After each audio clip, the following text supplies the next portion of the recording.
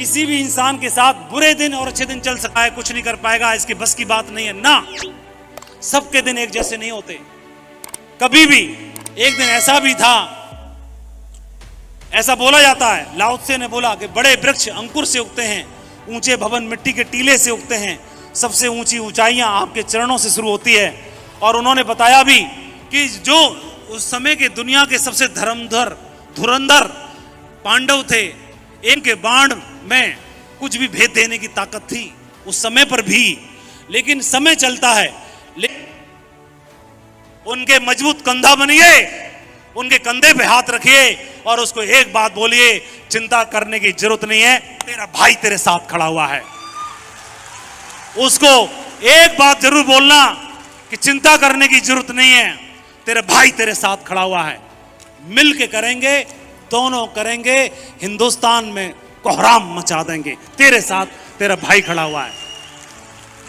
और उस समय पर उसको पैसे की जरूरत नहीं है, उस समय पर ताने की जरूरत नहीं है, उस समय पर उसको मोरल सपोर्ट की जरूरत है। आपका कंधे पे हाथ उसके लिए संजीवनी बूटी की तरह काम करता है।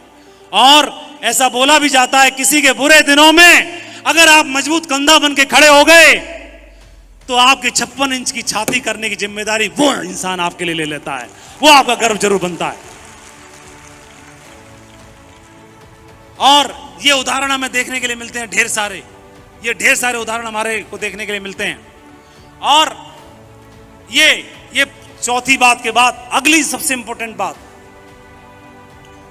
कि हमने अपने डाउनलाइन के लिए तो भावनाएं रखी कि मैं तो मजबूत कंधा बनूंगा ही बनूंगा, लेकिन अब अपने अपलायन के लिए भी एक बार आप देखेंगे, दुनिया की सबसे बड़ी लड़ाई महाभारत की कुरुक्षेत्र में लड़ी गई और उस लड़ाई में जीत दर्ज करनी ही थी। जहां कृष्ण है वहां जीत है, तो जीत दर्ज होनी ही थी। और जीत दर्ज होने के बाद अर्जुन एकदम चौड़ा हो गया।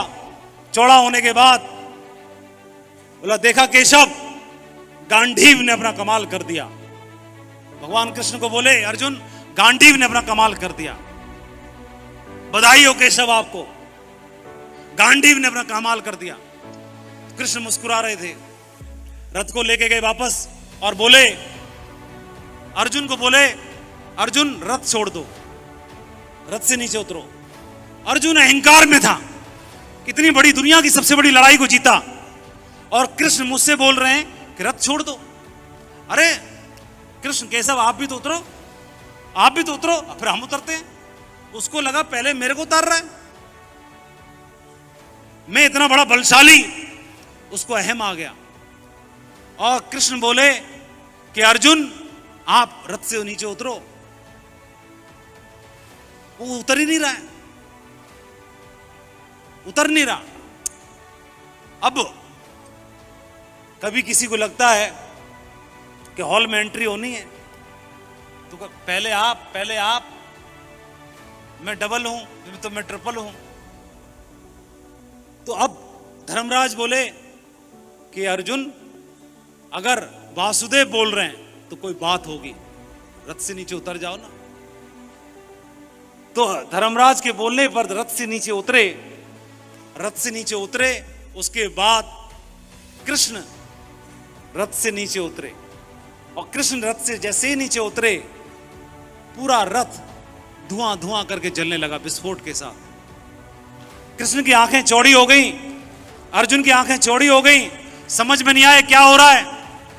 ईगो तो खत्म हो गई, लेकिन सवाल अभी भी मन में था कि हुआ कैसे। वासुदेव, ये तो मैं समझ गया कि आप मुझे पहले क्यों उतारना चाह रहे थे, ये तो मैं समझ गया, अब लेकिन ये बता दो कि हुआ कैसे।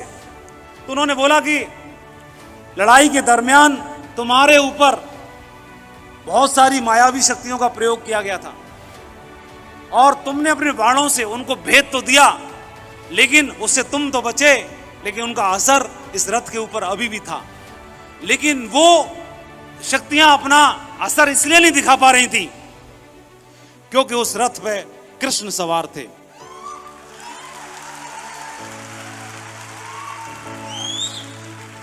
और जिस रथ है कि गांडीव धारी है अर्जुन, तभी तो जीत दर्ज हुई है। लेकिन के साथ ही जो सहयोग करते हैं हमारे व्यवसाय में, हमारे बिजनेस में, उनको साथ लेके चलना है। कभी भी गलती से भी उनको अलग ना करें।